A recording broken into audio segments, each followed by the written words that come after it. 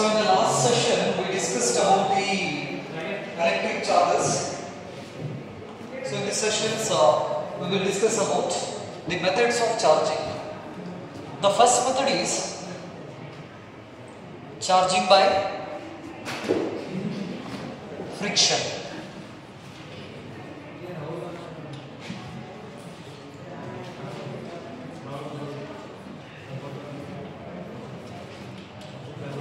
Charging by frictions. So we have a different methods to make an object as a charged body. One is frictional method, friction method, conduction method, induction method, thermal emission, photoelectric emission, secondary emission and field emission. ಈ ತರದಿಂದ ನಾವು ಏನು ಮಾಡಬಹುದು, objects ಅನ್ನು charged ಆಗಿ ಮಾಡಬಹುದು. ಅದರಲ್ಲಿ first method charging by friction. So in a friction method we rub one object with another suitable object. So this one is a glass rod and we rub this glass rod with a silk cloth.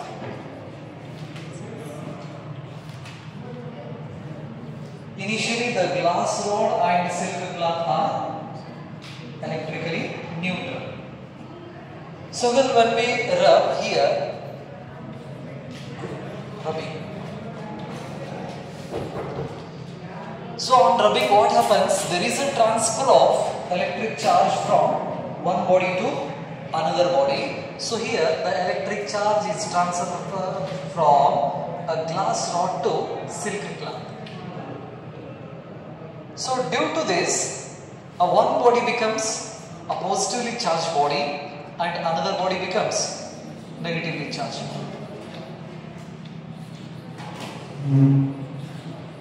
So in case of glass and silk cloth, the glass rod becomes a positively charged body and a silk cloth becomes a negatively charged body. Negatively charged body. So what it means in this friction method or rubbing method ಕೂಡ ಅಂತ ನಾವು ಕರೀತಿದ್ದೀವಿ ನೆನಪಿರಲಿ. ಹಾಗಾದ್ರೆ ಈ rubbing process ಅಲ್ಲಿ ನಾವು ಏನು ಮಾಡ್ತೀವಿ, ಒಂದು ಆಬ್ಜೆಕ್ಟ್ ಅನ್ನ ಇನ್ನೊಂದು ಆಬ್ಜೆಕ್ಟ್ಸ್ ಜೊತೆಗೆ ಉಜ್ಜುತ್ತೀವಿ. ನಾವು ಜನರಲ್ ಆಗಿ ಲೋಕಲ್ ಭಾಷೆದಾಗ ಹೇಳೋದಂದ್ರೆ ತಿಕ್ತವಿ ಅಂತ ಹೇಳ್ತೀವಿ, ಉಜ್ಜೋದು ತಿಕ್ಕೋದು ಅಂತ ಹೇಳ್ತೀವಿ. ಸೊ ಹೀಗೆ ಒಂದು ಆಬ್ಜೆಕ್ಟ್ ಅನ್ನ ಇನ್ನೊಂದು ಆಬ್ಜೆಕ್ಟ್ಸ್ ಜೊತೆ ನಾವೇನಾದ್ರೂ ರಬ್ಬಿಂಗ್ ಮಾಡಿದಪ್ಪ ಅಂತ ಹೇಳಿದ್ರೆ ಒಂದು ಆಬ್ಜೆಕ್ಟ್ ಇಂದ ಇನ್ನೊಂದು ಆಬ್ಜೆಕ್ಟ್ ಗೆ ಎಲೆಕ್ಟ್ರಿಕ್ ಚಾರ್ಜ್ ಏನಾಗ್ತೈತಿ, ಟ್ರಾನ್ಸ್ಫರ್ ಆಗ್ತೈತಿ. ಸೊ ಇಲ್ಲಿ ಒಂದು ಎಲೆಕ್ಟ್ರಿಕ್ ಚಾರ್ಜ್ ಅಥವಾ ಒಂದು ಎಲೆಕ್ಟ್ರಾನ್ ಟ್ರಾನ್ಸ್ಫರ್ ಆಯ್ತಂದ್ರೆ 1.6 × 10⁻⁻19 ಕೂಲಂಬ್ ಚಾರ್ಜ್ ಟ್ರಾನ್ಸ್ಫರ್ ಆದಂಗೆ 9.1 × 10⁻31 kg ಮಾಸ್ ಟ್ರಾನ್ಸ್ಫರ್ ಆದಂಗೆ ನೆನಪಿರಲಿ. ಇದು ಯಾವ ಮೆಥಡ್? ಇದು ಫ್ರಿಕ್ಷನ್ ಮೆಥಡ್. ಸೊ ಹಾಗಾದ್ರೆ ಈಗ ಗ್ಲಾಸ್ ತಗೊಂಡೆ, ಸಿಲ್ಕ್ ತಗೊಂಡೆ, ರಬ್ ಮಾಡಿದ್ರೆ ಚಾರ್ಜ್ಡ್ ಆದವು, ಹೌದಾ? ನೆಕ್ಸ್ಟ್ ನಾನು ಬೇರೆ ಎರಡು ಮಟೀರಿಯಲ್ ಅನ್ನ ತಗೋತೀನಿ, ಬೇರೆ ಎರಡು ಮಟೀರಿಯಲ್ ತಗೊಂಡು ಅವನ್ನೆರಡನ್ನೂ ರಬ್ ಮಾಡ್ತೀವಿ, ಅವಾಗ ಅವೆರಡು ಏನಾಗ್ತಾವ, ಚಾರ್ಜ್ ಆಗ್ತಾವ. ಹಾಗಾದ್ರೆ ಅವು ಎರಡರಲ್ಲಿ ಪಾಸಿಟಿವ್ ಯಾವುದು, ನೆಗೆಟಿವ್ ಯಾವುದು ಹೇಳಕ್ ಸಾಧ್ಯ ಆಗ್ತದ? ಹಂಗೆ ನಾವು ಎರಡು ಆಬ್ಜೆಕ್ಟ್ ತಗೊಂಡು ಎರಡು ಹಿಂಗೆ ರಬ್ ಮಾಡೋದು, ರಬ್ ಮಾಡಿ ನಾವು ಹಿಂಗೆ ಸಪ್ರೇಟ್ ಮಾಡಿದೀಪ ಅಂತ ಹೇಳಿದ್ರೆ ಚಾರ್ಜ್ ಆಗ್ತೈತಿ ಅಂತ ಹೇಳ್ತೀವಿ. ಹಾಗಾದ್ರೆ ಇವು ಎರಡು ಆಬ್ಜೆಕ್ಟ್ಸ್ ಒಳಗಡೆ ಯಾವುದು ಪಾಸಿಟಿವ್, ಯಾವುದು ನೆಗೆಟಿವ್? ಫಾರ್ ಎಕ್ಸಾಂಪಲ್ ಇಲ್ಲಿ ಐತಿ, ಡಸ್ಟರ್ ತಗೋತೀನಿ ನಾನು, ಹೌದಾ? ನೆಕ್ಸ್ಟ್ ಬೋರ್ಡ್ ಇದೆ, ಇವೆರಡನ್ನು ಏನ್ ಮಾಡ್ತೀನಿ, ರಬ್ ಮಾಡ್ತೀನಿ. ರಬ್ ಮಾಡಿದಂದ್ರೆ ಚಾರ್ಜ್ ಆಗ್ತಾವ ಬಾಡಿ. ಹಾಗಾದ್ರೆ ಈ ಬೋರ್ಡು ಮತ್ತು ಡಸ್ಟರ್ದಲ್ಲಿ ಯಾವುದು ಪಾಸಿಟಿವ್ ಚಾರ್ಜ್, ಯಾವುದು ನೆಗೆಟಿವ್ ಚಾರ್ಜ್ ಹೆಂಗೆ ಹೇಳ್ತೀರಾ?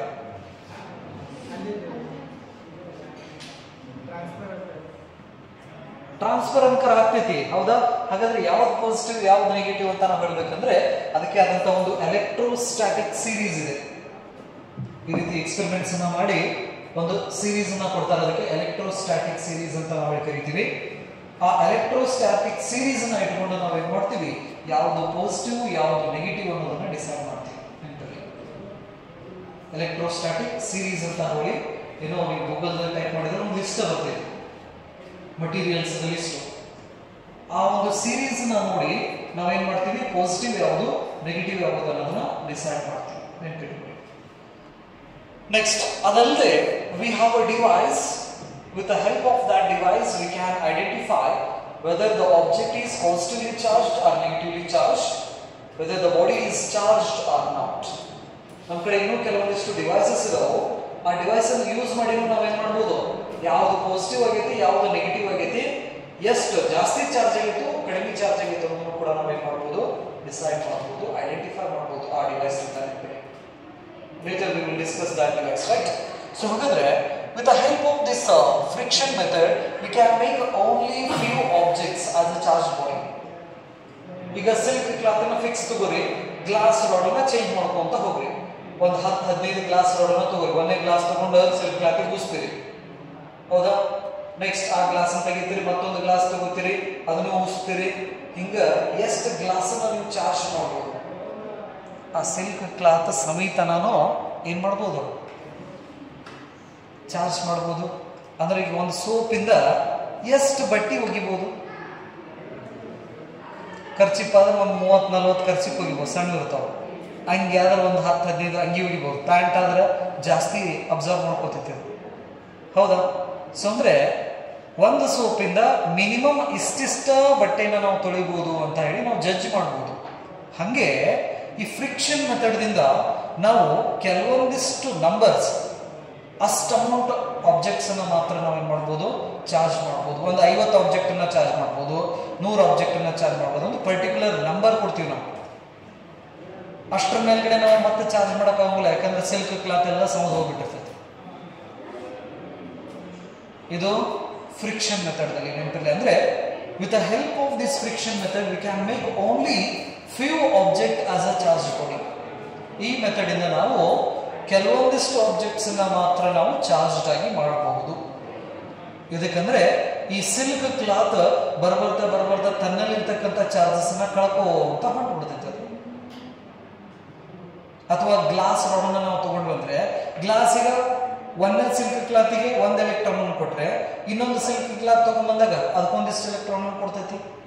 ಹಿಂಗ ಎಷ್ಟು ಎಲೆಕ್ಟ್ರಾನ್ ಕೊಡ್ತೈತಿ, ಅದು ಅದ್ರ ಕಡೆ ಇರುತ್ತನೂ ಕೊಡ್ತೈತಿ. ಆದ್ಮೇಲೆ ಚಾರ್ಜ್ ಮಾಡೋಕ್ಕಾಗೋದಿಲ್ಲ. ಹಾಗಾಗಿ ಫ್ರಿಕ್ಷನ್ ಮೆಥಡ್ದಿಂದ ನಾವು ಲಿಮಿಟೆಡ್ ಆಬ್ಜೆಕ್ಟ್ಸ್ ನಾವು ಚಾರ್ಜ್ ಮಾಡಬಹುದು. Next, charging by conduction. And one more thing here we have to remember, in a friction method the contact between these two objects must be compulsory. ಏನಿರಬೇಕು, ಎರಡು object ನಡುವೆ contact ಇರಬೇಕು. ಯಾವುದು? Friction ಮೆಥಡ್ದಲ್ಲಿ. Second method, charging by conduction.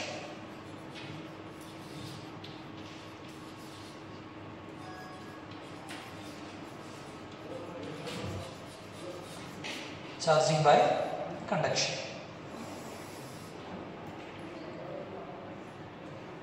So already to our convenience we consider when we rub a glass rod with a silk cloth, glass rod becomes positively charged body and silk cloth becomes negatively charged body.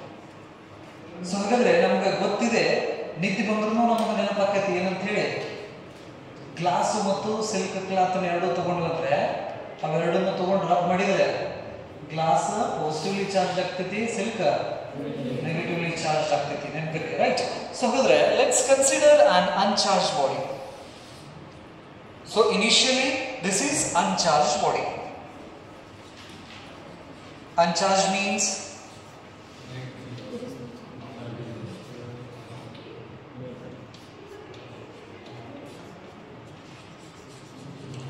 initially it's a uncharged body, right? So the number of positive charges is equal to number of negative charges, right?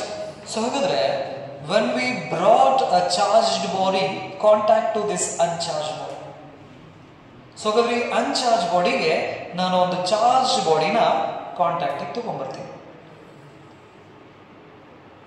For example, ebonite rod. ನೀವು glass rod ತಗೋರಿ, ಎಬೋನೇಟ್ rod ತಗೋರಿ ನೆನಪಲ್ಲಿ. So ಹಾಗಾದ್ರೆ ಈಗ ನಾನು ಏನ್ ಮಾಡ್ತೀನಿ, ebonite rod ತಗೋತೀನಿ.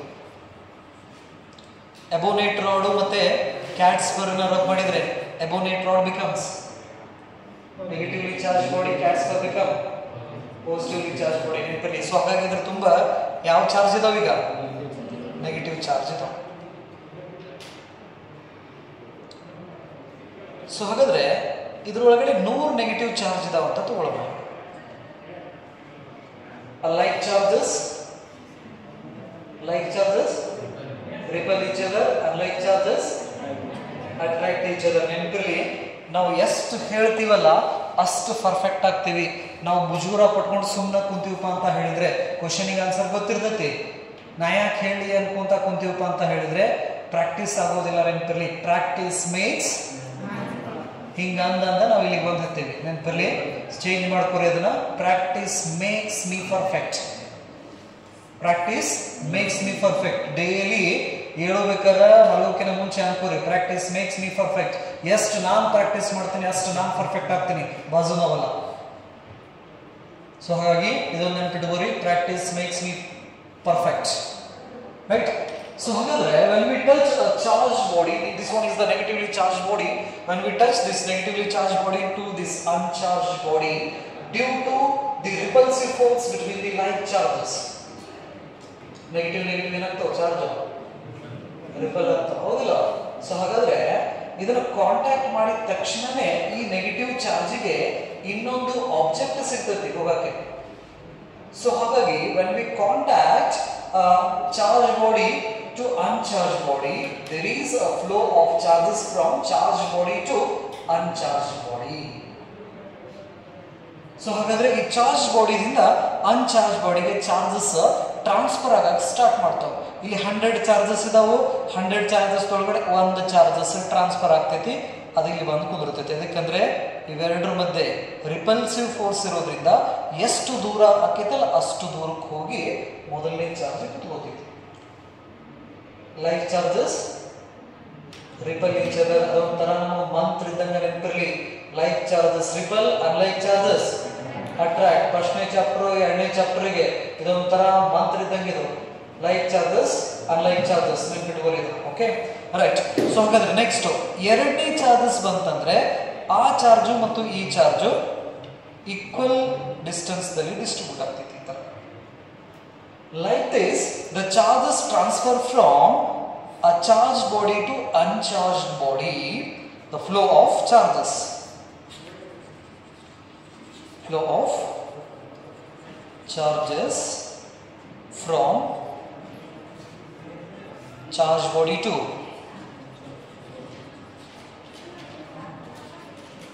charged body to uncharged body. Uncharged body. So ಈಗ 2 ಎಲೆಕ್ಟ್ರಿಕ್ ಚಾರ್ಜ್ ಬದಾವ ಅಂದ್ರೆ ಇದ್ರ ಮೇಲ್ಗಡೆ ಎಷ್ಟು ಉಳಿತು? ಇನಿಷಿಯಲಿ ಎಷ್ಟಿತ್ತು? 100 ಇತ್ತು. ಈಗ 2 ನೆಗೆಟಿವ್ ಚಾರ್ಜ್ ರಿಪಲ್ಸಿವ್ ಫೋರ್ಸ್ ಇಂದ 2 ನೆಗೆಟಿವ್ ಚಾರ್ಜ್ ಅನ್ನ ಅನ್ಚಾರ್ಜ್ ಬಾಡಿ ಶಿಫ್ಟ್ ಮಾಡಿತ್ತಂದ್ರೆ ಎಷ್ಟು ಉಳಿತಿದ್ರ ಮೇಲ್ಗಡೆ? 98. ಸೊ ಹಾಗಾದ್ರೆ 98 ನೆಗೆಟಿವ್ ಚಾರ್ಜ್ ಮಧ್ಯೆ ಇರತಕ್ಕಂತ ರಿಪಲ್ಸಿವ್ ಫೋರ್ಸ್ ಜಾಸ್ತಿ ಇರ್ತೈತಿ ನೆನಪಲ್ಲಿ. ಸೊ ಹಾಗಾಗಿ ಮತ್ತೆ ಎಲೆಕ್ಟ್ರಿಕ್ ಚಾರ್ಜಸ್ ಟ್ರಾನ್ಸ್ಫರ್ ಆಗಕ್ಕೆ ಸ್ಟಾರ್ಟ್ ಆಗ್ತಾವ. ಸೊ ಹಾಗಾದ್ರೆ ಎಷ್ಟು ನೆಗೆಟಿವ್ ಚಾರ್ಜಸ್ ಟ್ರಾನ್ಸ್ಫರ್ ಆಗ್ತೈತೆ ಅಂದ್ರೆ ಈ ಎ ಆಬ್ಜೆಕ್ಟು ಮತ್ತು ಬಿ ಆಬ್ಜೆಕ್ಟು ಎರಡೂ ಆಬ್ಜೆಕ್ಟ್ಸ್ ಮೇಲ್ಗಡೆ ಇರ್ತಕ್ಕಂತಹ ಚಾರ್ಜ್ಗಳ ಸಂಖ್ಯೆ ಈಕ್ವಲ್ ಆಗುತ್ತೆ. ನಾವು ಮುಂಚೆ ಅನ್ಚಾರ್ಜ್ ಇತ್ತ, ಇದ್ರ ಮೇಲ್ಗಡೆ 100 ಚಾರ್ಜಸ್ ಇದ್ವು.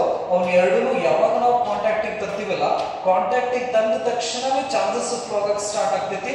ಎಲ್ಲಿ ತನಕ ಚಾರ್ಜಸ್ ಫ್ಲೋ ಆಗ್ತೈತೆ ಅಂದ್ರೆ ಎರಡೂ ಆಬ್ಜೆಕ್ಟ್ಸ್ ಪೊಟೆನ್ಶಿಯಲ್ ಈಕ್ವಲ್ ಆಗುತ್ತೆ. ನಾವು ಅದನ್ನ ಪೊಟೆನ್ಶಿಯಲ್ ಭಾಷೆಯಲ್ಲಿ ಹೇಳ್ತೀವಿ ನಾವು.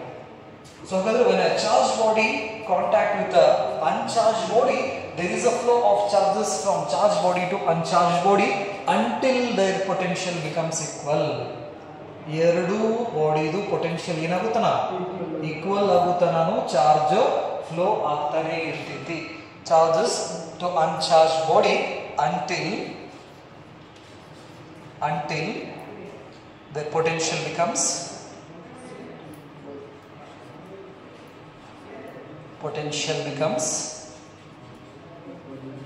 equal. ಸೊ ಹಾಗಾದ್ರೆ ಈ ಚಾರ್ಜ್ ಬಾಡಿನ ನಾವು ಅನ್ಚಾರ್ಜ್ ಬಾಡಿ ಟಚ್ ಮಾಡಿದ್ರೆ ಅದ್ರಾಗ ಇನಿಷಿಯಲಿ 100 ಇತ್ತು, ಒಂದೇ ಚಾರ್ಜ್ ಬಾಡಿ ಟಚ್ ಮಾಡಿದ ತಕ್ಷಣ 50 ಚಾರ್ಜ್ನ ಕಳ್ಕೋತದೆ. ಇದನ್ನ ನಾವು ಸೋರ್ಸ್ ಅಂತ ಕನ್ಸಿಡರ್ ಮಾಡಿದ್ರೆ, ಈಗ ಎರಡೂ ಪೊಟೆನ್ಷಿಯಲ್ ಈಕ್ವಲ್ ಆದ್ಮೇಲೆ ಅಲ್ಲಿ ಚಾರ್ಜಸ್ ಫ್ಲೋ ಆಗೋದು ಸ್ಟಾಪ್ ಆಗಿಬಿಡ್ತೈತಿ, ಮತ್ತೆ ಚಾರ್ಜ್ ಹೋಗಂಗಿಲ್ಲ. ಈಗ ಇದ್ರ ಮೇಲೆ 50 ಇದ್ರ ಮೇಲೆ 50 ಆಯ್ತಂದ್ರೆ ಚಾರ್ಜ್ ಫ್ಲೋ ಆಗೋದು ಏನಾಗ್ಬಿಡ್ತೈತಿ, stop ಆಗಿಬಿಡ್ತೈತಿ. Once the potential becomes equal, then there is no flow of charges from one body to the another body. The flow stops. ಯಾವಾಗ ಪೊಟೆನ್ಷಿಯಲ್ ಏನಾದಾಗ ಎರಡರದ್ದು ಪೊಟೆನ್ಷಿಯಲ್ ಈಕ್ವಲ್ ಆದಾಗ ಚಾರ್ಜ್ ಫ್ಲೋ ಆಗೋದು ನಿಂತು ಬಿಡ್ತೈತಿ ನೆನಪಲ್ಲಿ, ರೈಟ್. ಅವಾಗ ನಾವು ಇವೆರಡನ್ನು ಏನ್ ಮಾಡ್ಬೋದು, ಸಪರೇಟ್ ಮಾಡ್ಬೋದು. ಸಪರೇಟ್ ಮಾಡಿರೋ ಅಂದ್ರೆ ಒಂದು ಬಾಡಿ ನೆಗೆಟಿವ್ ಚಾರ್ಜ್, ಇನ್ನೊಂದು ಬಾಡಿನೂ ಏನಾಗ್ತೈತಿ, ನೆಗೆಟಿವ್ಲಿ ಚಾರ್ಜ್ ಆಗ್ತೈತಿ. ಸಪರೇಟ್ ಮಾಡಿದ್ರೆ ಇಲ್ಲಿ ಕೂಡ ನಾವು ಒಂದು initially these two bodies are uncharged. When we rub these two objects, one body becomes positively charged and another body becomes negatively charged in friction. But in conduction, both the body becomes same charge. ಈಗ ನಾನು negative charge body ತಗೊಂಡು touch ಮಾಡಿದ್ರೆ ಇದು negative charge body ಆಗ್ತೈತಿ, positive charge body ತಗೊಂಡು touch ಮಾಡಿದ್ರೆ ಅದು ಕೂಡ ಪಾಸಿಟಿವ್ ಚಾರ್ಜ್ ಬಾಡಿನ ಆಗ್ತೈತಿ ನೆನಪಲ್ಲಿ. ಸೊ ಹಾಗಾದ್ರೆ ಇದ್ರ ಮೇಲ್ಗಡೆ 100 ಇದ್ದಿದ್ರೆ 50 ಆಯ್ತು. ನೆಕ್ಸ್ಟ್ ನಾನು ಇನ್ನೊಂದು ಅನ್ಚಾರ್ಜ್ ಬಾಡಿನ ತಗೊಂಡ್ಬಂದು ಆ 50 ಚಾರ್ಜ್ ಇದ್ದದಕ್ಕೆ ಟಚ್ ಮಾಡ್ತೀನಿ. ಎಷ್ಟು ಟ್ರಾನ್ಸ್ಫರ್ ಆಗ್ತಾವ, 25 ಟ್ರಾನ್ಸ್ಫರ್ ಆಗ್ತಾವ. ಹಿಂಗೆ ನಾನು ಚಾರ್ಜ್ ಮಾಡ್ಕೊಂತ ಹೋದ್ರೆ ಹಾರ್ಡ್ಲಿ ಒಂದು 4-5 ಆಬ್ಜೆಕ್ಟ್ಸ್ ನಾನು ಏನ್ ಮಾಡ್ಬೋದು, ಚಾರ್ಜ್ ಮಾಡ್ಬೋದು. ಯಾಕಂದ್ರೆ ಈ ಸೋರ್ಸ್ ಚಾರ್ಜ್ ನ ಕಳ್ಕೊಂತ ಹೋಗ್ಬಿಡ್ತೈತೆ ಅದು. ಸೊ ಹಾಗಾಗಿ ಈ ಕಂಡಕ್ಷನ್ ಮೆಥಡ್ ಇಂದ ಕೂಡ ನಾವೇನ್ ಮಾಡ್ಬೋದು, ಕೆಲವೊಂದಿಷ್ಟು ಆಬ್ಜೆಕ್ಟ್ಸ್ ಮಾತ್ರ ನಾವು ಚಾರ್ಜ್ ಮಾಡಬಹುದು. Because there is a transfer of charges from the source body to uncharge body. So ಹಾಗಾದ್ರೆ ಈ ರೀತಿ ಕಾಂಟ್ಯಾಕ್ಟ್ ಮಾಡೋದ್ರಿಂದ ನಮಗೆ ಆಬ್ಜೆಕ್ಟ್ಸ್ ಚಾರ್ಜ್ ಆಗ್ತೈತಿ. ಇಲ್ಲಿ ಇನಿಷಿಯಲಿ ಅನ್ಚಾರ್ಜ್ ಇತ್ತು, ಈಗ ಇದನ್ನ ತಗೊಂಡ್ರೆ initially these two are uncharge. After rubbing one body becomes positively charged and another body becomes negatively charged. ಇಲ್ಲಿ ಕಂಡಕ್ಷನ್ಸ್ ದಲ್ಲಿ after contact both the body becomes negatively charged. ಎರಡನ್ನು ಸಪರೇಟ್ ಮಾಡಿದ್ವಿ ಅಂದ್ರೆ A and B are negatively charged. So initially this object is uncharged. Initially uncharged ಇತ್ತು, ನಾನು charge body ತಗೊಂಡು contact ಮಾಡಿದ ತಕ್ಷಣ ನೆಗೆಟಿವ್ಲಿ ಚಾರ್ಜ್ ಬಾಡಿ ಆಯಿತು. ನಾವು ಪಾಸಿಟಿವ್ಲಿ ಚಾರ್ಜ್ ಬಾಡಿ ತಗೊಂಡು ಕಾಂಟ್ಯಾಕ್ಟ್ ಮಾಡಿದ್ರೆ B object positively charge body ಆಗ್ತಿತ್ತು ನೆನಪಲ್ಲಿ. ಹಿಂಗೆ ಈ ಕಾಂಟ್ಯಾಕ್ಟ್ ಮೆಥಡ್ದಿಂದ ನಾವು ಆಬ್ಜೆಕ್ಟ್ಸ್ನ ಪಾಸಿಟಿವ್ಲಿನೂ ಮಾಡ್ಕೋಬಹುದು, ನೆಗೆಟಿವ್ಲಿನೂ ಮಾಡ್ಕೋಬಹುದು ನೆನಪಲ್ಲಿ. ಬಟ್ ಈ ಮೆಥಡ್ ಇಂದನೂ ಕೂಡ ನಾವೇನ್ ಮಾಡ್ಬೋದು, ಕೆಲವೊಂದಿಷ್ಟು ಆಬ್ಜೆಕ್ಟ್ಸ್ ಮಾತ್ರ ನಾವು ಚಾರ್ಜ್ ಮಾಡೋಕ್ಕಾಗ್ತೈತಿ. ಸೊ ಅಂದ್ರೆ ಲಿಮಿಟೆಡ್ ಬಾಡೀಸ್ ನಾವು ಏನ್ ಮಾಡ್ಬೋದು, ಇಲ್ಲಿ ಚಾರ್ಜ್ ಮಾಡ್ಬೋದು. ನೆನಪಿಟ್ಕೊಳ್ಳಿ ಇವೆರಡು ಮೆಥಡ್. ಪಾಯಿಂಟ್ ಕ್ಲಿಯರಾ, right. And third method is charging by induction.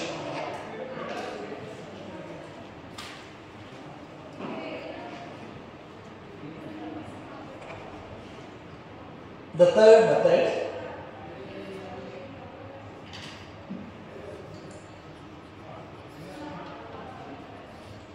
charging by induction.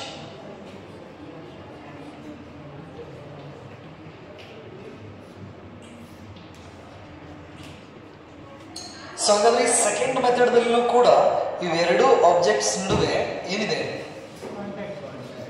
Contact ಇದೆ. So in induction process, what happens when we brought a charge body? Let's consider this is the object B. Initially it is uncharged. Initially uncharged. ಅಂದ್ರೆ ಒಂದು object ತಗೋತೀನಿ ನಾನೀಗ. So objects ಹಿಂಗೆ ತಗೊಂಡಿಪ್ಪ ಅಂತ ಹೇಳಿದ್ರೆ ಈ object initially ಏನಿರ್ತದೆ ಇದು ಅನ್ಚಾರ್ಜ್. ಅನ್ಚಾರ್ಜ್ ಅಂದ್ರೆ ನ್ಯೂಟ್ರಲ್ ಅಂದ್ರೆ number of positive charges equal to number of negative charges. ನೆನಪಿರಲಿ, ಎಷ್ಟು ಅನ್ಕೋತಿರಲ್ಲ ಅಷ್ಟು ಚಲೋ ನಮಗೆ ನೆನಪಿರಲಿ. ಸೊ ಹಾಗಾದ್ರೆ initially it is uncharge. when we brought a charged body very close to this uncharged body, remember uncharged is nothing but what? The number of positive charges is equal to the number of negative charges. So in a second step, when we brought a charged body very close to this uncharged body,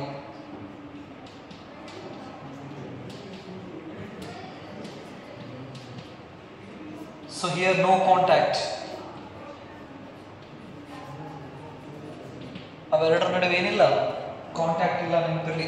so ಹಾಗಾದ್ರೆ ಈ friction method ಮತ್ತೆ ಈ conduction ಮೆಥಡ್ದಲ್ಲಿ ಏನಿದೆ, contact ಇದೆ. But ಈ induction ಮೆಥಡ್ದಲ್ಲಿ ಏನಿಲ್ಲ, contact ಇಲ್ಲ. ನೆನ್ಪಿಟ್ಕೋರಿ ಇದನ್ನ.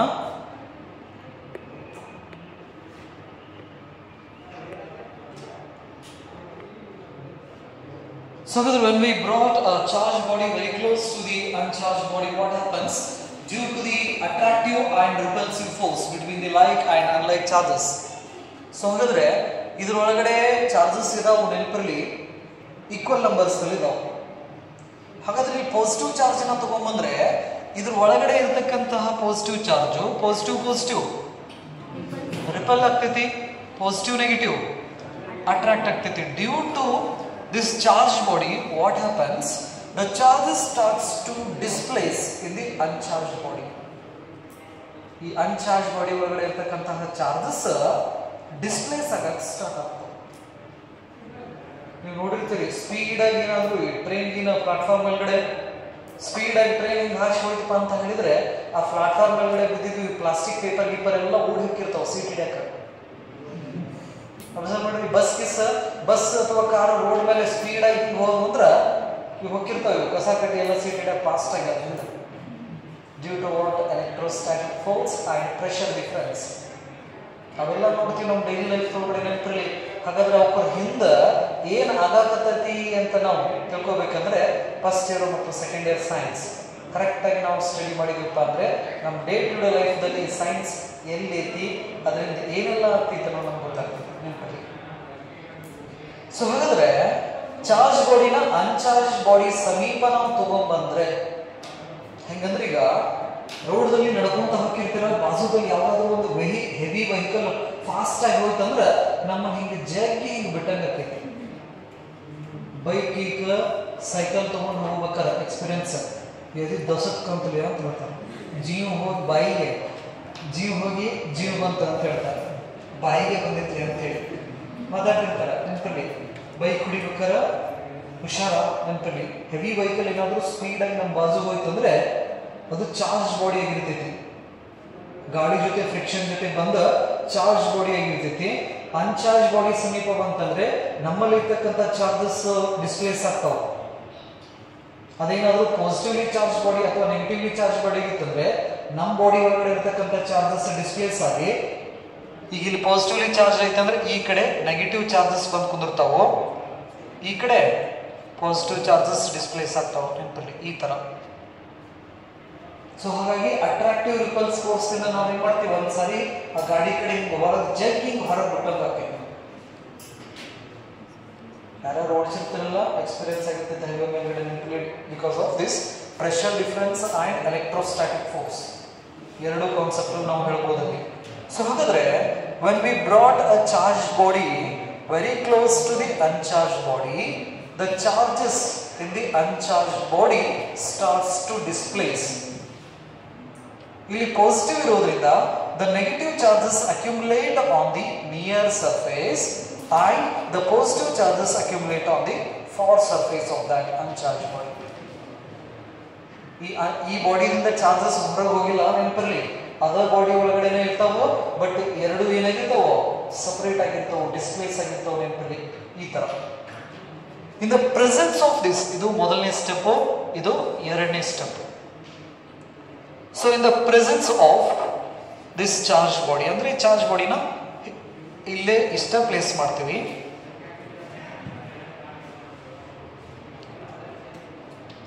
In the presence of the charge body,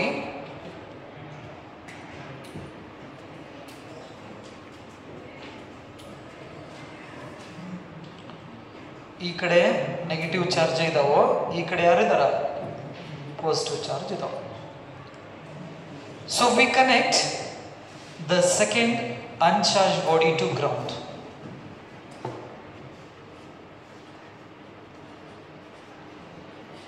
ground or earth ಅಂತ ನಾವು ಕರಿತೀವಿ. ಈಗೇನು ಮಾಡ್ತೀವಿ, ಈ ಬಿ ಆಬ್ಜೆಕ್ಟ್ ಏನಿದೆಯಲ್ಲ, ಈ ಬಿ ಆಬ್ಜೆಕ್ಟ್ ಅನ್ನ ನಾವೇನು ಮಾಡ್ತೀವಿ, ಒಂದು ವೈರನ್ನು ಅದಕ್ಕೆ ಕನೆಕ್ಟ್ ಮಾಡಿ ಆ ವೈರನ್ನು ತಗೊಂಡು ನೆಲಕ್ಕೆ ಹಚ್ತೀವಿ. ಗ್ರೌಂಡಿಂಗ್ ಅಂದ್ರೆ ಅರ್ಥಿಂಗ್ ಅಂತ ಹೇಳಿ ಮನಿ ಮೀಟರ್ಗೆ ಬಾಜು ಒಂದು ವೈರ್ ಕೊಟ್ಟಿರ್ತಾರೆ ನೋಡ್ರಿ, ಅರ್ಥಿಂಗ್ ವೈರ್ ಅಂತ ಹೇಳಿ.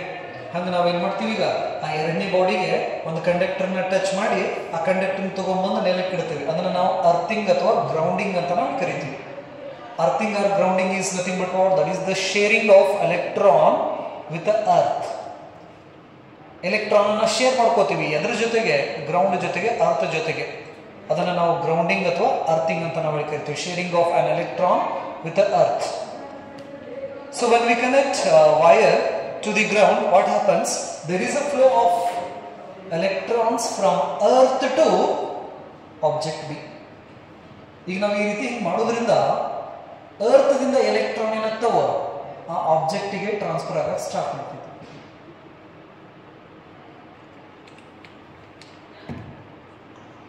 ಸೊ ಅದರಲ್ಲಿ ಪಾಸಿಟಿವ್ ಮತ್ತು ನೆಗೆಟಿವ್ ಮಧ್ಯೆ ಯಾವ ಫೋರ್ಸ್ ಬರ್ತೈತಿ? Positive and negative attractive force ನೆನಪಲ್ಲಿ. ಸೊ ಹಾಗಾಗಿ ಇಲ್ಲಿ ನಿಂತು ಬಿಡ್ತಾವ positive ripple. So when we connect this terminal to the ground, what happens? These positive charge to start attract electron from the ground. ಅರ್ಥ ಒಳಗಡೆ ಸಾಕಷ್ಟು ಚಾರ್ಜ್ ಇರ್ತೈತೆ ನೆನಪಲ್ಲಿ. ಅದರದ್ದು ಕೆಪಾಸಿಟಿ 711 ಮೈಕ್ರೋಫ್ಯಾರಡ್ ಕೆಪಾಸಿಟಿ ಇದೆ ಅರ್ಥದ್ದು. ಸೊ ಹಾಗಾಗಿ ಅದು ಎಲೆಕ್ಟ್ರಾನ್ಸ್ ಅನ್ನು ಕೊಡ್ತೈತಿ, ಎಲೆಕ್ಟ್ರಾನ್ಸ್ ಅನ್ನು ತಗೋತೈತಿ ಅರ್ಥ. ಸೊ ಹಾಗಾದ್ರೆ when we connect to ground, what happens? There is a flow of electrons from ground to this object B. So ಹಾಗಾದ್ರೆ ಇಲ್ಲಿಂದ ಒಂದು ಎಲೆಕ್ಟ್ರಾನ್ ಬಂತಂದ್ರೆ ಆ ಎಲೆಕ್ಟ್ರಾನ್ ಈ ಪಾಸಿಟಿವ್ ಜೊತೆ ಕೂಡಿ ಪಾಸಿಟಿವ್ ನೆಗೆಟಿವ್ ಎರಡು ಏನಾಗ್ಬಿಡ್ತಾವ, ನ್ಯೂಟ್ರಲ್ ಆಗಿಬಿಡ್ತೈತಿ. ಒಂದು ಪಾಸಿಟಿವ್ ಚಾರ್ಜ್ ಹೋಯ್ತು, ಮತ್ತೆ ಇನ್ನೊಂದು ಎಲೆಕ್ಟ್ರಾನ್ ಅನ್ನು ಅಟ್ರಾಕ್ಟ್ ಮಾಡ್ಕೊಂಡು ಮತ್ತೊಂದು ಪಾಸಿಟಿವ್ ಚಾರ್ಜ್ ಅದ್ರ ಜೊತೆ ಕಂಬೈನ್ ಮಾಡ್ಕೊಂಡು ಇದು ನ್ಯೂಟ್ರಲ್ ಆಗ್ತೈತಿ. ನೆಕ್ಸ್ಟ್ ಇನ್ನೊಂದು ನೆಗೆಟಿವ್ ಚಾರ್ಜ್ ಬಂದು ಇದನ್ನ ನ್ಯೂಟ್ರಲ್ ಮಾಡ್ತೈತಿ. ನೆಕ್ಸ್ಟ್ ಇನ್ನೊಂದು ಬಂದು ಇದನ್ನ ನ್ಯೂಟ್ರಲ್ ಮಾಡ್ತೈತಿ. ಇವಷ್ಟು ಪಾಸಿಟಿವ್ ಚಾರ್ಜು ನ್ಯೂಟ್ರಲ್ ಆದ ತಕ್ಷಣನೇ ಇಲ್ಲಿಂದ ಬರ್ತಕ್ಕಂಥ ಎಲೆಕ್ಟ್ರಾನ್ ಅನ್ನ ಈ ಎಲೆಕ್ಟ್ರಾನ್ಗಳು ಅಪೋಸ್ ಮಾಡಕ್ಕೆ ಸ್ಟಾರ್ಟ್ ಮಾಡ್ತಾರೆ. ಯಾಕಂದ್ರೆ like charges repel each other. So ಹಾಗಾಗಿ once all the positive charges neutralised, then there is no flow of electron from earth to that object. Flow ಏನಾಗ್ಬಿಡ್ತೈತಿ, ಎಲೆಕ್ಟ್ರಾನ್ಸ್ ಕಟ್ ಆಗಿಬಿಡ್ತೈತಿ. ಈಗ ನಾವೇನ್ ಮಾಡ್ತೀವಿ, ಇಷ್ಟು ಆದಮೇಲೆ in the presence of this charge body, fourth step ಅಲ್ಲಿ in the presence of charge body, positive charge ಅನ್ನ ಹಂಗೆ ಇಟ್ಕೊಂಡಿರ್ತೀವಿ. ಈ ಅರ್ತ್ ಕನೆಕ್ಷನ್ ಇದೆಯಲ್ಲ, ಈ ಅರ್ತ್ ಕನೆಕ್ಷನ್ ಅನ್ನ ರಿಮೂವ್ ಮಾಡ್ತೀವಿ. ನೆಗೆಟಿವ್ ಚಾರ್ಜಸ್ ಇಲ್ಲಿ ಅಟ್ರಾಕ್ಟ್ ಆಗಿರ್ತಾವೋ, removing earth connection, remove earth connection. Earth connections ಏನು ಮಾಡ್ಬಿಡ್ತೀವಿ ನಾವು, ರಿಮೂವ್ ಮಾಡ್ತೀವಿ. ಅಂದರೆ ಈ ವೈರನ್ನು ಕಟ್ ಮಾಡ್ತೀವಿ ಅಥವಾ ವೈರ್ ಕನೆಕ್ಷನನ್ನು ತೆಗೆದು ಬಿಡ್ತೀವಿ. ಈ ಕಡೆ ಬೇಕಾದ್ರೆ ಯಾವುದೂ ಪಾಸಿಟಿವ್ ಉಳಿದಿಲ್ಲ, ಎಲ್ಲ ನ್ಯೂಟ್ರಲ್ ಆಗಿಬಿಟ್ಟವು. ಈಗ ವೈರನ್ನು ತೆಗೆದಿವಪ್ಪ ಅಂತ ಹೇಳಿದ್ರೆ ಈ ಕಡೆ ಸರ್ಫೇಸ್ ಮೇಲ್ಗಡೆ ನೆಗೆಟಿವ್ ಚಾರ್ಜಸ್ ಅಷ್ಟೇ ಇರ್ತೈತಿ due to this attractive force. ಈಗ ನಾನು ಏನು ಮಾಡ್ಬಿಡ್ತೀನಿ, ಇದನ್ನು ಹೊರಗಡೆ ತೆಗೆದು ಬಿಡ್ತೀನಿ. Removing charge body, removing charge ಬಾಡಿನ ಏನು ಮಾಡ್ಬಿಡ್ತೀವಿ ನಾವು, ರಿಮೂವ್ ಮಾಡಿದ್ವು. ಅಂದರೆ due to the repulsive force these electrons distributed uniformly over the surface of this object. ಈಗ ನಾವು ಚಾರ್ಜ್ ಬಾಡಿನ ರಿಮೂವ್ ಮಾಡಿದ ತಕ್ಷಣವೇ ಈ ನೆಗೆಟಿವ್ ಚಾರ್ಜಸ್ ಒಂದಕ್ಕೊಂದು ರಿಪಲ್ ಮಾಡ್ತಿರ್ತಾವೆ. ಆ ರಿಪಲ್ ಮಾಡೋದ್ರಿಂದ ಆ ಸರ್ಫೇಸ್ ಮೇಲ್ಗಡೆ ಯೂನಿಫಾರ್ಮ್ ಆಗಿ ಡಿಸ್ಟ್ರಿಬ್ಯೂಟ್ ಆಗಿಬಿಡ್ತಾವೆ, ಹರಡ್ಕೊಂಡು ಕುಂತು ಬಿಡ್ತಾವೆ. Initially, the object B is uncharged. Finally, it becomes negatively charged body.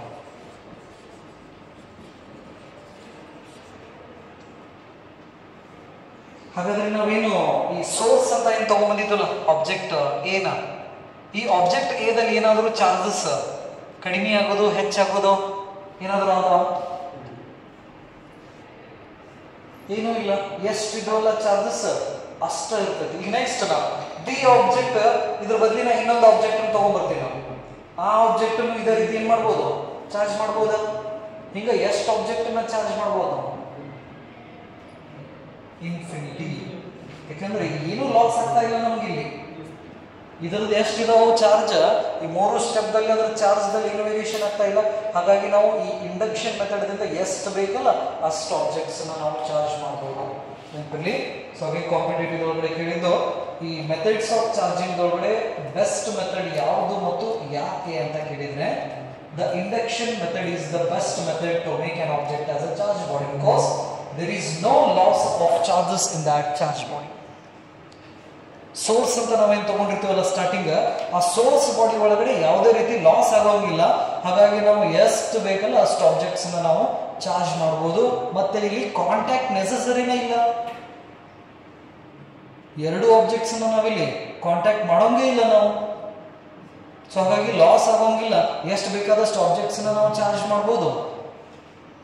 ಇದು ಒಂದು ಮೆಥಡ್ ನೆನಪಲ್ಲಿ. ಇದನ್ನ ನಾವು ಅರ್ಥಿಂಗ್ ಮೆಥಡ್ ಅಂತ ನಾವು ಕರಿತೀವಿ. ಸೊ ಹಾಗಾದ್ರೆ ಇಲ್ಲಿ ನಾನು ಪಾಸಿಟಿವ್ ಚಾರ್ಜ್ ತಗೊಂಡೆ, ಹಾಗಾಗಿ ಇದು ನೆಗೆಟಿವ್ಲಿ ಚಾರ್ಜ್ ಬಾಡಿ ಆಯಿತು. ಸಪೋಸ್ ನಾವು ಈ ನೆಗೆಟಿವ್ಲಿ ಚಾರ್ಜ್ ಬಾಡಿ ತಗೊಂಡಿದ್ರೆ ಇದೇನಾಗ್ತಿತ್ತು? ಪಾಸಿಟಿವ್ಲಿ ಚಾರ್ಜ್ ಬಾಡಿ ಆಗ್ತಿತ್ತು ನೆನಪಲ್ಲಿ. Process is remain same, but ಇಲ್ಲಿ ಅಪೋಸಿಟ್ ಚಾರ್ಜ್ ಆಗ್ತೈತಿ. ಇದು ಒಂದು ಮೆಥಡ್ ಇಂಡಕ್ಷನ್ಸ್ ನಲ್ಲಿ. ಇನ್ನೊಂದು ಮೆಥಡ್ ಇದೆ. ಅಟ್ ಎ ಟೈಮ್ ನಾವೇನ್ ಮಾಡ್ತೀವಿ? 2 ಆಬ್ಜೆಕ್ಟ್ಸ್ ಚಾರ್ಜ್ ಮಾಡ್ತೀವಿ. ಯಾವ ಮೆಥಡ್ ಇಂದ? ಇಂಡಕ್ಷನ್ ಮೆಥಡ್ ಇಂದ. Step 1, let's consider 2 objects A and B. Initially, these 2 objects are uncharged. ಎಷ್ಟು ಬಾಡಿ ತಗೊಂಡಿರ? 2 ಆಬ್ಜೆಕ್ಟ್ಸ್ ತಗೊಂಡಿರ. ಅವೆರಡು ಏನಿದಾವೆ? ಇನಿಷಿಯಲಿ ಅನ್ಚಾರ್ಜ್ಡ್ ಇದಾವೆ. ಈಗ ಅವ್ನು ಏನ್ ಮಾಡ್ಬೇಕು? ಅವನ್ನ ಚಾರ್ಜ್ ಮಾಡಬೇಕು, ರೈಟ್? ಸೊ ಚಾರ್ಜ್ ಮಾಡ್ಬೇಕಂದ್ರೆ ಯಾವ ಮೆಥಡ್ ಯೂಸ್ ಮಾಡಕತ್ತೀವಿ ನಾವಿಲ್ಲಿ? ಇಂಡಕ್ಷನ್ ಮೆಥಡ್ ಯೂಸ್ ಮಾಡಕತ್ತೀವಿ. ಇಂಡಕ್ಷನ್ ಮೆಥಡ್ ಅಂದ್ರೆ ಚಾರ್ಜ್ ಬಾಡಿನ ತಗೊಂಡ್ಬಂದು ಏನ್ ಮಾಡ್ಬೇಕು ನಾವು? ಅದರ ಸಮೀಪ ಇಡಬೇಕಷ್ಟೇ, ಟಚ್ ಮಾಡೋಂಗಿಲ್ಲ. ಏನ್ ಮಾಡಬೇಕು? ಇವಕ್ಕರ ಸಮೀಪ ನಾನು ಏನ್ ಮಾಡ್ತೀನಿ? ಸೆಕೆಂಡ್ ಸ್ಟೆಪ್ ಅಲ್ಲಿ we bring a charged body very close to this uncharged body. ಇದು A, B. ಸೊ ಹಾಗಾದ್ರೆ ಇದರ ಸಮೀಪ ನಾನು ಏನ್ ಮಾಡ್ತೀನಿ? ಈಗ ಚಾರ್ಜ್ ಬಾಡಿನ ತಗೊಂಡು ಪ್ಲೇಸ್ ಮಾಡ್ತೀನಿ.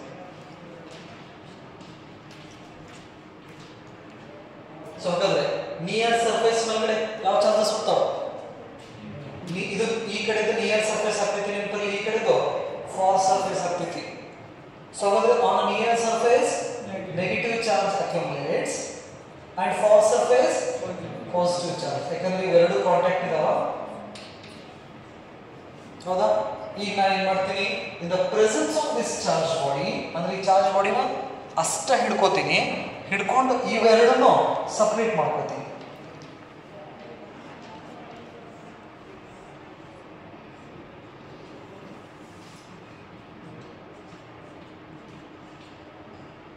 ಚಾರ್ಜ್ ಬಾಡಿ ಹಂಗೆ ಇದೆ. ಈ ಬಾಡಿ ಬಿ. ಸೊ ಹಾಗಾದ್ರೆ ಇಲ್ಲಿ ಸಪರೇಟ್ ಮಾಡ್ಕೊಂಡ ತಕ್ಷಣ ಇಲ್ಲಿ ಇನ್ ಬಿಟ್ವೀನ್ ಯಾರು ಬರ್ತಾರ? Air is an insulator. Air is an insulator. So ಈಗ 4ನೇ ಸ್ಟೆಪ್ ದಲ್ಲಿ I remove this charge body. ಇಲ್ಲಿ ಅರ್ಥಿಂಗ್ ಕನೆಕ್ಷನ್ ಮಾಡೋಂಗಿಲ್ಲ ನಾವಿಲ್ಲಿ ನೆನಪಲ್ಲಿ. ಅರ್ಥಿಂಗ್ ಕೊಡಾಕತ್ತಿಲ್ಲ ನಾವಿಲ್ಲಿ. ಜಸ್ಟ್ ಏನ್ ಮಾಡಾಕತ್ತೀವಿ? 2 ಆಬ್ಜೆಕ್ಟ್ಸ್ ಕಾಂಟ್ಯಾಕ್ಟ್ ಮಾಡಿ ಸೋರ್ಸ್ ತಗೊಂಡ್ಬಂದು ನೆಕ್ಸ್ಟ್ ಸೋರ್ಸ್ ರಿಮೂವ್ ಮಾಡ್ಕೊಂಡ್ಬಿಡ್ತೀನಿ. After removing the source we increase the distance between A and B due to the repulsive force.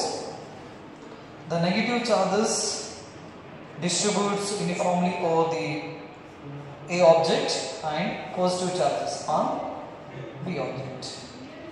So initially A and B are uncharged. After this process, A becomes negatively charged and B becomes positively charged. So ಹಾಗಾದ್ರೆ ಆ source ದಲ್ಲಿ ಏನಾದರೂ loss ಇಲ್ಲ? ಏನು loss ಇಲ್ಲ. ಹಾಗಾಗಿ ನಾವು induction method ಅನ್ನ best method to make an object as a charge body ಅಂತ ನಾವು ಕರಿತೀವಿ. Induction method. ಸೊ ಹಾಗಾದ್ರೆ ಈ 3 ಮೆಥಡ್ ಇಂದ ನಾವು ಏನು ಮಾಡಿದ್ವಿ, ಆಬ್ಜೆಕ್ಟ್ಸ್ ಅನ್ನ ಚಾರ್ಜ್ ಮಾಡಿದ್ವಿ. Friction method, conduction method and induction method. ಇಷ್ಟೆಲ್ಲ ಮಾಡಿದ ಮೇಲೆ ನಮ್ಮ ತಲೆ ಒಳಗಡೆ ಬರ್ತಕ್ಕಂಥ ಕ್ವಶನ್ ಏನಪ್ಪಾ ಅಂತ ಹೇಳಿದ್ರೆ, ಆ ಆಬ್ಜೆಕ್ಟ್ಸ್ ಕಣ್ಣಿಗೆ ಅನ್ಕರ ಕಾಣಂಗಿಲ್ಲ, ಅವು ಚಾರ್ಜ್ ಆಗ್ಯಾವ ಅಂತ ಹೇಳ್ತಾವೆ. ನಾವು ಚಾರ್ಜ್ ಆಗೇನೆ ಅಂತೇಳಿ ಹೇಳೋಂಗಿಲ್ಲ, ಕಣ್ಣಿಗೆ ನಾವು ಕಾಣಿಸೋಂಗಿಲ್ಲ. ಹಾಗಾದ್ರೆ ಯಾವ ಬೇಸ್ ಮೇಲ್ಗಡೆ ಅವು ಚಾರ್ಜ್ ಆಗ್ಯಾವೋ ಆಗಿಲ್ಲೋ ಅನ್ನೋದನ್ನ ಕನ್ಫರ್ಮ್ ಮಾಡ್ಕೊತೀವಿ. ಫ್ರಿಕ್ಷನ್ ಮೆಥಡ್ ಯೂಸ್ ಮಾಡಿರ, ಕಂಡಕ್ಷನ್ ಮೆಥಡ್ ಯೂಸ್ ಮಾಡ್ಯಾರ, ಇಂಡಕ್ಷನ್ ಮೆಥಡ್ ಯೂಸ್ ಮಾಡಿ ಒಂದಿಷ್ಟು ಆಬ್ಜೆಕ್ಟ್ಸ್ ನ ಚಾರ್ಜ್ ಮಾಡಿ ಇಟ್ಕೊಂಡು ಕುಂತೀರಾ. ನಿಮ್ಮ ಫ್ರೆಂಡ್ ಬಂದು ಕೇಳ್ತಾನೆ ಏನ್ ಮಾಡಕತ್ತೀವೋ ಅಂತ ಹೇಳಿದ್ರ ಏನ್ ಹೇಳ್ತೀವಿ ನಾವು, ಚಾರ್ಜ್ ಮಾಡಕತ್ತೀವಿ ನಾವು ಆಬ್ಜೆಕ್ಟ್ ನ ಅಂತ ಹೇಳ್ತೀವಿ, ಹೌದಿಲ್ಲ? ಕಣ್ಣಿಗೆ ಕಾಣಂಗಿಲ್ಲ ಹೋಗೋದು. ಅವ್ ಕೇಳ್ತಾನ ಚಾರ್ಜ್ ಮಾಡಕತ್ತಿ ಕರಿಯಪ್ಪ, ಚಾರ್ಜ್ ಆಗೈತೆ ಅಂತ ಹೆಂಗ್ ತೋರಿಸ್ತೀನಿ ನನಗೆ, ಹೆಂಗ್ ತೋರಿಸ್ತೀರ? ನಿಮ್ಗೆಲ್ಲ ಗೊತ್ತಾಗಂಗಿಲ್ಲದ ನಾಳೆ ಬಾ ನೋಡೋಣ ಅಂತ ಹೇಳಿ ಕಳಿಸ್ತಾರೆ. ಹೆಂಗ ಅವನು ತೆಗೆದುಬಿಡೋ ಕ್ವಶನ್ಸ್, ಚಾರ್ಜ್ ಆಗೈತೆ ಇಲ್ಲ, ಒಂದು ಎಷ್ಟು ಚಾರ್ಜ್ ಆಗೈತಿ, ಹೆವಿಲಿ ಚಾರ್ಜ್ ಆಗೈತೋ ಲೈಟ್ಲಿ ಚಾರ್ಜ್ ಆಗೈತೋ, ಪಾಸಿಟಿವ್ ಚಾರ್ಜ್ ಆಗೈತೋ ನೆಗೆಟಿವ್ ಚಾರ್ಜ್ ಆಗೈತೋ, ಅವನ ಕ್ವಶನ್. ನೀವೇನ್ ಮಾಡಕತ್ತೀರಾ, 3 ಮೆಥಡ್ ಯೂಸ್ ಮಾಡಿ ಆಬ್ಜೆಕ್ಟ್ಸ್ ನ ಚಾರ್ಜ್ ಮಾಡಕತ್ತೀರಾ. ಫ್ರೆಂಡ್ ಒಂದು ಕೇಳ್ತಾನ ಚಾರ್ಜ್ ಮಾಡಕತ್ತಿ ಕರಿಯಪ್ಪ, ಅದು ಚಾರ್ಜ್ ಆಗೈತೆ ಇಲ್ಲ ಅಂತ ಹೇಳಿ ನನಗೆ ಹೆಂಗೆ ಕನ್ಫರ್ಮ್ ಮಾಡ್ತಿ, ಅದು ಲೈಟ್ಲಿ ಚಾರ್ಜ್ ಆಗೈತೋ ಹೆವಿಲಿ ಚಾರ್ಜ್ ಆಗೈತೋ ಅನ್ನೋದನ್ನ ಹೆಂಗೆ ಹೇಳ್ತೀಯಾ, ಅದು ಪಾಸಿಟಿವ್ ಚಾರ್ಜ್ ಆಗೈತೋ ನೆಗೆಟಿವ್ ಚಾರ್ಜ್ ಆಗೈತೋ ಅನ್ನೋದನ್ನ ಹೆಂಗೆ ತಿಳಿಸ್ತೀನಿ ನನಗೆ ಅಂತ ಕೇಳಕತ್ತೀನಿ. ಏನ್ ಮಾಡ್ತಾರೆ?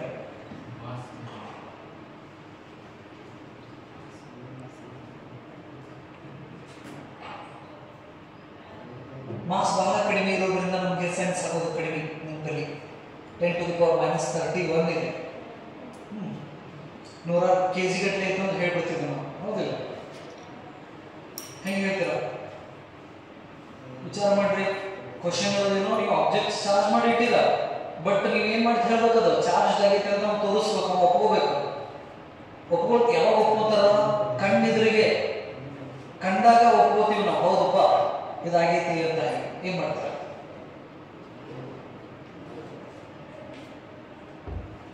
ಆಬ್ಜೆಕ್ಟ್ ಚಾರ್ಜ್ ಮಾಡಿ ಇಟ್ಕೊಂಡು ಕೂತೀರಿ, ಅದು ಚಾರ್ಜ್ ಆಗೈತಿ ಅನ್ನೋದನ್ನ ನಾವು ತೋರಿಸ್ಬೇಕು. ವಿಚಾರ ಮಾಡ್ರಿ.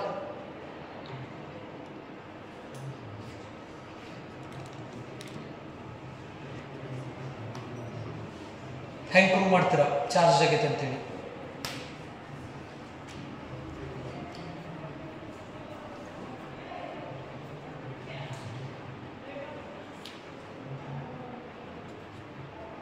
ಹೆಂಗ್ ಪ್ರೂವ್ ಮಾಡಿ ತೋರಿಸ್ತೀರಾ? ಇನ್ನೂ ಡಿವೈಸ್ ಹುಟ್ಟಿಲ್ಲ, ಅವು ಒಂದು ಹುಡ್ತಾವ. ಈಗ ನಮ್ಮ ಕಡೆ ಇರೋ ನಾಲೆಜ್ ಯೂಸ್ ಮಾಡಿ ನಾವು ಅವನ್ನ ತೋರಿಸ್ಬೇಕು ನಮಗೆ. ಆಜು ಬಾಜು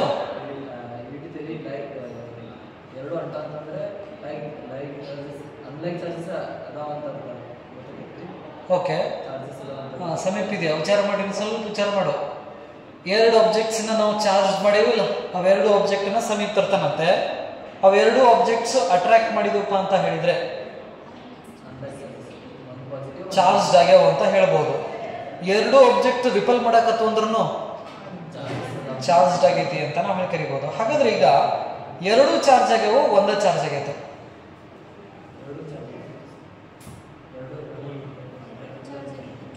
ಎರಡೂ ಚಾರ್ಜ್ ಅಪೋಸಿಟ್ ಆಗಿತ್ತಂದ್ರೆ ರಿಪಲ್ಷನ್ ಆಗಿರ್ತೈತಿ, ನೆನಪಿರ್ಲಿ. ಅದರಲ್ಲಿ ಒಂದಷ್ಟು ಚಾರ್ಜ್ ಇದ್ದು ಇನ್ನೊಂದು ಅನ್ಚಾರ್ಜ್ ಆಗಿತ್ತಂದ್ರೆ ಅಟ್ರಾಕ್ಟ್ ಅಷ್ಟ ಆಕೈತಿ, ರಿಪಲ್ ಆಗೋದಿಲ್ಲ. ಅದನ್ನ ಬಲೂನು ಮತ್ತು ಥರ್ಮೋಕೋಲ್ ಬಾಲ್ಸ್ ಅಲ್ಲಿ ನಿಮ್ಗೆ ತೋರ್ಸಿನಿ ಸ್ಟಾರ್ಟಿಂಗ್ ಕ್ಲಾಸ್ ಒಳಗಡೆ. Balloon charged, thermocol balls uncharged. So ಯಾವಾಗ ನಾವು ಅದನ್ನ ಸಮೀಪ ತಗೊಂಡ್ಬರ್ತೀನಲ್ಲ, ಅಟ್ರಾಕ್ಟ್ ಮಾಡ್ಕೋತೈತಿ. ಅದೇ ಆ ಥರ್ಮೋಕೋಲ್ ಬಾಲ್ ಎರಡು ರಿಪಲ್ ಮಾಡಕತ್ತವು, ನೆನಪಲ್ಲಿ. ಹಾಗಾಗಿ ರಿಪಲ್ಷನ್ ಟೆಸ್ಟ್ ಇದೆ ಶೂರ್ ಟೆಸ್ಟ್ ಅಂತ ನಾವು ಕರಿತೀವಿ. ನಾವು ಆಬ್ಜೆಕ್ಟ್ಸ್ ಚಾರ್ಜ್ ಆಗ್ಯಾವಿಲ್ಲ ಅನ್ನೋದನ್ನ ಹೇಳ್ಬೇಕಂದ್ರೆ ಯಾವ ಟೆಸ್ಟ್ ಮಾಡ್ತೀವಿ ನಾವು? ರಿಪಲ್ಷನ್ ಟೆಸ್ಟ್ ಅಂತ ಹೇಳ್ತೀವಿ. ನೆನ್ಪಿಟ್ಕೋ, ಇದು ಕಾಂಪಿಟೇಟಿವ್ ಅಲ್ಲಿ ಕೇಳಿದ್ದು. ಯಾವ ಟೆಸ್ಟ್ ಮಾಡ್ತೀವಿ ನಾವು? Repulsion test. ಒಂದಾಯ್ತು. ಮತ್ತೇನ್ ಮಾಡ್ಬೋದು?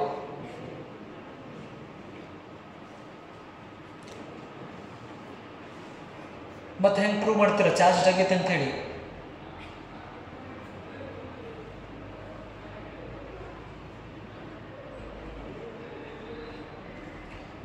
ಆ ಆಬ್ಜೆಕ್ಟ್ ಸಮೀಪ ಸಣ್ಣ ಸಣ್ಣ ಪೇಪರ್ ಪೀಸ್ ಅಂತ ತೊಗೊಂಡ್ಬರ್ತೀವಿ ನಾವು.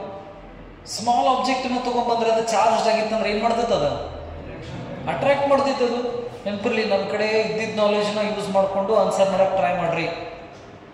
ಈಗ ಹಿಂದೆ ಡಿಸ್ಕಷನ್ ಮಾಡಿವಲ್ಲ, ಆ ಹಿಂದಿರ್ತಕ್ಕಂಥ ನಾಲೆಜ್ನ ಯೂಸ್ ಮಾಡ್ಕೊಂಡು ಟ್ರೈ ಮಾಡ್ರಿ. ಸೊ ಹಾಗಾದ್ರೆ ಅದೇನಾದರೂ ಚಾರ್ಜ್ ಆಗಿತ್ತಂದ್ರೆ ಲೈಟ್ ಅನ್ಚಾರ್ಜ್ ಬಾಡಿನ ಅಟ್ರಾಕ್ಟ್ ಮಾಡ್ತೈತಿ. ಚಾರ್ಜ್ ಆಗಿಲ್ಲ ಅಂದ್ರೆ ಅಟ್ರಾಕ್ಟ್ ಮಾಡೋಂಗಿಲ್ಲ. ತೋರಿಸ್ಬೋದ ಕಣ್ಣೆದುರಿಗೆ, ನೋಡ್ಪ ಇದು ಚಾರ್ಜ್ ಆಗೈತಿ, ಹಾಗಾಗಿ ಇದು ಲೈಟ್ ಆಬ್ಜೆಕ್ಟ್ ಅನ್ನ ಅಟ್ರಾಕ್ಟ್ ಮಾಡ್ಕೊಳಕತ್ತೈತಿ. ಅನ್ಚಾರ್ಜ್ ಇತ್ತಂದ್ರೆ ಅನ್ಚಾರ್ಜ್ ಇತ್ತು ಅನ್ನೋದನ್ನ ತೋರಿಸ್ಬೋದು, ಆನಂತರ ರಬ್ ಮಾಡಿನೋ ಅವಾಗ ಅದನ್ನ ತೋರಿಸ್ಬೋದು ನಾವು ಚಾರ್ಜ್ ಆಗೈತಿ ಅಂತ. ಓಕೆ, ಚಾರ್ಜ್ ಆಗೈತೆ ಅನ್ನೋದನ್ನ ನಾವು ಅವಾಗ ತೋರಿಸ್ಬೋದು. ಹಾಗಾದ್ರೆ ಅದು ಹೆವಿ ಚಾರ್ಜ್ ಆಗಿತ್ತು, ಲೈಟ್ಲಿ ಚಾರ್ಜ್ ಆಗಿತ್ತು. ಹೆವಿ ಚಾರ್ಜ್ ಆಗಿತ್ತಂದ್ರೆ ಅಟ್ರಾಕ್ಷನ್ ಜಾಸ್ತಿ ಇರ್ತೈತಿ, ಲೈಟ್ಲಿ ಚಾರ್ಜ್ ಆಗಿತ್ತಂದ್ರೆ ಕಡಿಮೆ ಇರ್ತೈತಿ. ಹೌದಾ? ಅದನ್ನು ಕೂಡ ನಾವೇನು ಮಾಡ್ಬೋದು, ನಮ್ಮ ಕಣ್ಣಿಗೆ ಎಕ್ಸ್ಪೆರಿಮೆಂಟ್ಸ್ ಮಾಡಿ ತೋರಿಸ್ಬೋದು. ಮೂರನೇದು, ಅದು ಪಾಸಿಟಿವ್ ಚಾರ್ಜ್ ಆಗಿತ್ತು, ನೆಗೆಟಿವ್ ಚಾರ್ಜ್ ಆಗಿತ್ತು.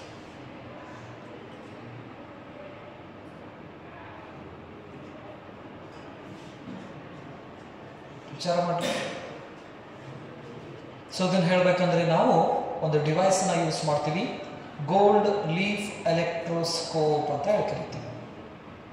Gold leaf electroscope. So many electroscopes are there. So ಅದ್ರ ಒಳಗಡೆ ಇಲ್ಲಿ ನಿಮಗಿರೋದು gold leaf electroscope. So here they use the gold leaves because a gold is very sensitive for a small electrostatic force. ಇಲ್ಲಿ ಗೋಲ್ಡನ್ನ ಎದಕ್ಕೆ use ಮಾಡಿದ್ರಪ್ಪ ಅಂತ ಹೇಳಿದ್ರೆ, ಈ gold leaf ಎಲೆಕ್ಟ್ರೋಸ್ಕೋಪ್ದಲ್ಲಿ ಗೋಲ್ಡ್ ಎಲೆಕ್ಟ್ರೋಸ್ಟಾಟಿಕ್ ಫೋರ್ಸ್ ಸ್ವಲ್ಪ ಇದ್ರೂ ಕೂಡ ಅದಕ್ಕೆ ಲಘೂನ ರಿಯಾಕ್ಟ್ ಮಾಡ್ತಿತ್ತು. ಬೇರೆ ಮಟೀರಿಯಲ್ಕಿನ ಗೋಲ್ಡ್ ಏನೈತಲ್ಲ, ಗೋಲ್ಡ್ ಸ್ವಲ್ಪ ಚಾರ್ಜಸ್ ಅದ್ರ ಮೇಲ್ಗಡೆ ಬಂತಂದ್ರೂ ಕೂಡ ಅದು ಅಟ್ರಾಕ್ಷನ್ ರಿಪಲ್ಷನ್ಸ್ ಲಘು ತೋರಿಸ್ತೈತೆ ನಮಗೆ. ಸೊ ಹಾಗಾಗಿ ಗೋಲ್ಡನ್ನ ಯೂಸ್ ಮಾಡ್ತಾರೆ. ನೆನಪಿರಲಿ, ಈ ಎಲೆಕ್ಟ್ರೋಸ್ಕೋಪ್ ಅನ್ನೋದೇನಿದೆಯಲ್ಲ, it is a device which is used to detect the presence of electric charge and its polarity. You methods are clear? Okay, so in order to get the information about whether the bodies are charged or not, what polarities developed on these charged body, we use a gold leaf electroscope. So ಹಾಗಾದ್ರೆ ಒಂದು ಯಾವುದೇ device ಬಂತಂದ್ರೆ, ನೆನಪಿರಲಿ, ಯಾವುದೇ device ಬಂತಂದ್ರೆ ನಾವು study ಮಾಡಬೇಕಾದ್ರೆ step by step study ಮಾಡ್ಕೊಂತ ಹೋಗ್ತೀವಿ. ಅವಾಗ ನಮಗೆ ಕಂಪ್ಲೀಟ್ ಇನ್ಫಾರ್ಮೇಶನ್ ಸಿಗ್ತೈತಿ. So gold leaf electroscope is a device, right? So ಹಾಗಾದ್ರೆ ಈ ಡಿವೈಸ್ ಬಂತಂದ್ರೆ ಮೊದಲನೇ ಸ್ಟೆಪ್ ನಾವು ಇಂಟ್ರೊಡಕ್ಷನ್. ಆ ಡಿವೈಸ್ ಏನು, ಅದರಿಂದ ಏನು ಗೊತ್ತಾಗ್ತೈತಿ ಅನ್ನೋದನ್ನ ಇಂಟ್ರೊಡ್ಯೂಸ್ ಮಾಡ್ಕೋತೀವಿ ಲಾಸ್ಟ್. ನೆಕ್ಸ್ಟ್, ಈ ಡಿವೈಸ್ ಯಾವ ಪ್ರಿನ್ಸಿಪಲ್ ಮೇಲ್ಗಡೆ ವರ್ಕ್ ಮಾಡ್ತೈತೆ ಅನ್ನೋದನ್ನ ಕನ್ಫರ್ಮ್ ಮಾಡ್ಕೋತೀವಿ. ಯಾವುದೋ ಒಂದು ಡಿವೈಸ್ ಅಂತಂದ್ರೆ ಅದರ ಹಿಂದ್ಗಡೆ ಒಂದು ಪ್ರಿನ್ಸಿಪಲ್ ಇರ್ತೈತಿ. ಯಾವ ಪ್ರಿನ್ಸಿಪಲ್ ಮೇಲ್ಗಡೆ ವರ್ಕ್ ಮಾಡ್ತೈತಿ ಅನ್ನೋದನ್ನ ಕನ್ಫರ್ಮ್ ಮಾಡ್ಕೋತೀವಿ. Next, diagram and description. ಈ ಡಿವೈಸ್ ನಲ್ಲಿ ಏನೇನು ಪಾರ್ಟ್ಸ್ ಇದಾವೋ ಆ ಪಾರ್ಟ್ಸ್ ಅವನ್ನ ಯಾಕೆ ತಗೊಂಡಾರ ಅವ್ರದ್ದು ಡೈಗ್ರಾಮ್ ನಾವೇನ್ ಮಾಡ್ತೀವಿ, ಹಾಕೋತೀವಿ. Diagram and description. The first step is introduction, second step is principle, third step is diagram and description, fourth step is working, fifth step is calculation if it is necessary. Necessary calculation na ಮಾಡ್ಕೋತೀವಿ, and last step is result. ಆ result ಆದ್ಮೇಲೆ ಅದರದ merit, demerit ಅಥವಾ applications, useful, advantages and disadvantages, ಈ ರೀತಿ ನಾವೇನು ಮಾಡ್ತೀವಿ, study ಮಾಡ್ತೀವಿ. ಏನು ಬಂದರೆ ಡಿವೈಸಸ್ ಬಂದರೆ ನೆನ್ಪಿಟ್ಕೋರಿ, ಡಿವೈಸ್ ಬಂತಂದರೆ ನಾವು ಹೋಲ್ ಆಗಿ ಪ್ಯಾರಾಗಟ್ಲೆ ನಾವು ಮಾಡ್ಕೊತ ಕುಂತಂದ್ರೆ ಕಂಪ್ಲೀಟ್ ಇನ್ಫಾರ್ಮೇಶನ್ ಸಿಗೋಂಗಿಲ್ಲ. ಹಾಗಾಗಿ ನಾವು ಸ್ಟೆಪ್ ಬೈ ಸ್ಟೆಪ್ ಮಾಡ್ಕೋತೀವಿ. ಮೊದಲನೇದು introduction, principle, diagram and description, working, calculation, result, uses, disadvantages. ಈ ರೀತಿ ನಾವೇನು ಮಾಡ್ತೀವಿ, ಡಿವೈಸನ್ನು ಸ್ಟಡಿ ಮಾಡ್ಕೊತಾ ಹೋಗ್ತೀವಿ. ಈ ಡಿವೈಸ್ ಬಗ್ಗೆ ನೆಕ್ಸ್ಟ್ ಕ್ಲಾಸ್ನಲ್ಲಿ ಡಿಸ್ಕಷನ್ ಮಾಡ್ತೀವಿ. Okay, thank you.